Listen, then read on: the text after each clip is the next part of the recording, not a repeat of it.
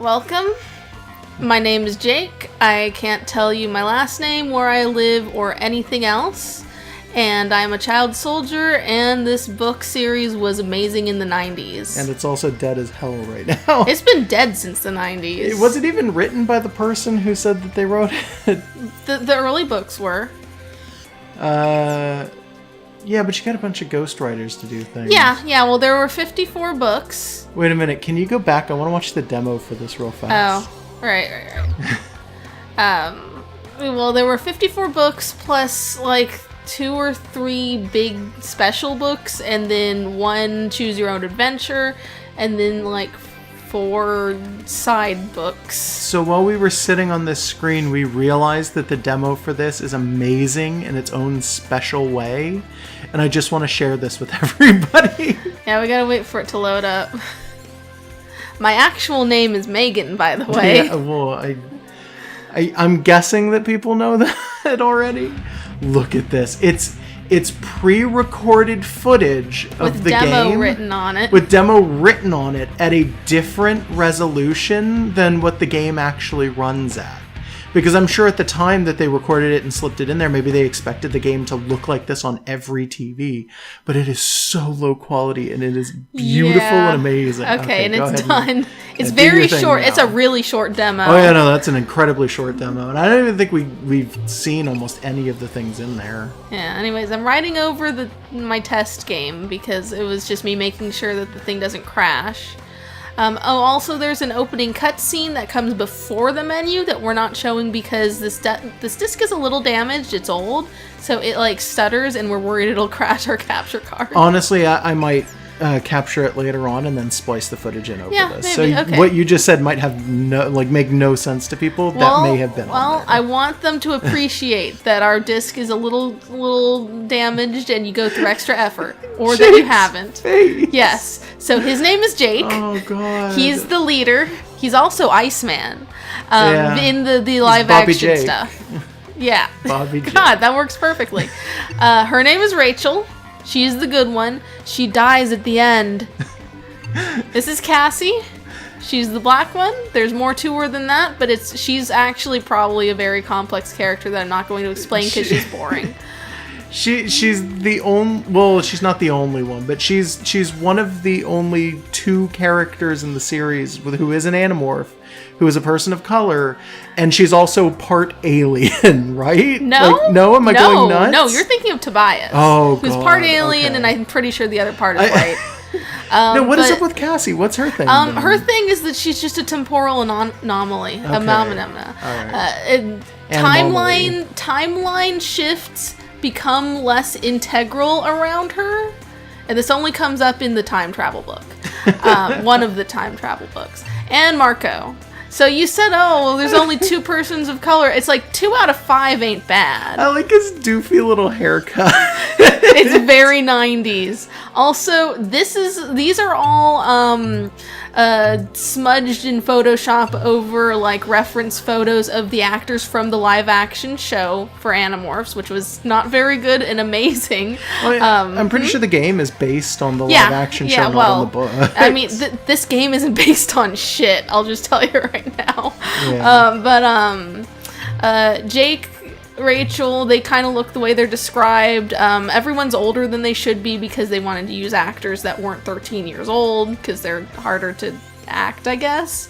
Cassie looks way more feminine in the live action stuff than she's ever depicted in the books. Like most of the book covers that have her, she's got almost no hair. It's just super short. She's usually darker than this. She's explicitly very much a tomboy. This girl looks, like only a little bit. Like she still looks like she's wearing makeup.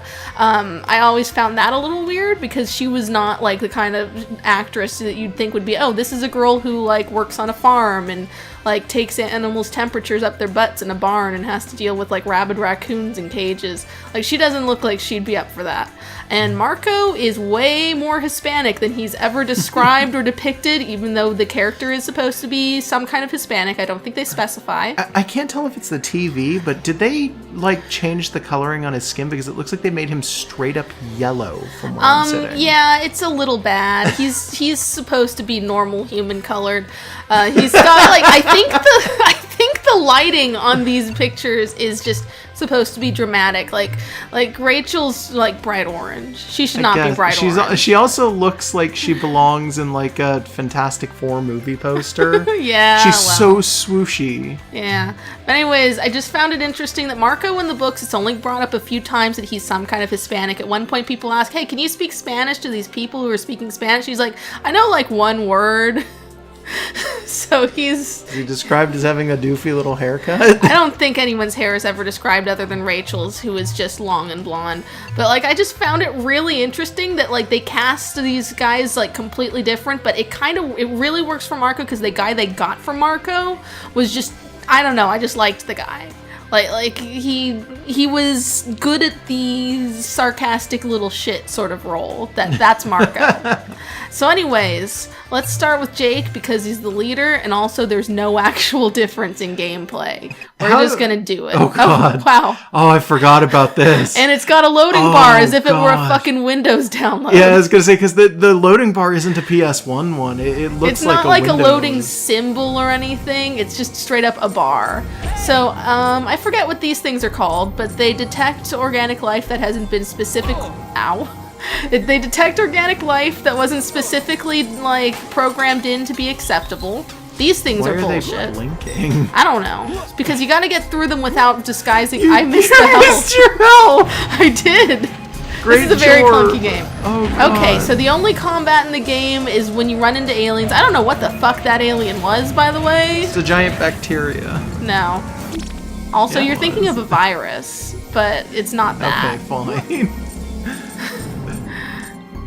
I forget what that if you thing do up that, here is- you might oh. be able to. You gotta jump at missed the it. top of your. Yeah. There we go. Whatever the fuck I'm that pretty is. sure that's like a continue or a life or something. It might be a life. Okay, so none of this should actually exist in any kind of Yerk thing. There is like some weird conceit to this game wherein the main villain, who is a centaur, that's how this works, he like gets a hold of something that lets him change reality, and the Animorphs have to change it back.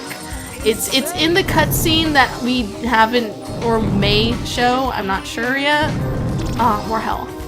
But a lot of this stuff is bullshit. But then some of these things do exist in the books, so it's like a weird mix. There's no A coins. I was gonna say, what about the Animorph coins? I mean, No, I think those you get seem a pretty life. integral. I think you get a life if you get 100 of them. Like, I don't know, maybe you pay the Elemist to give you another chance.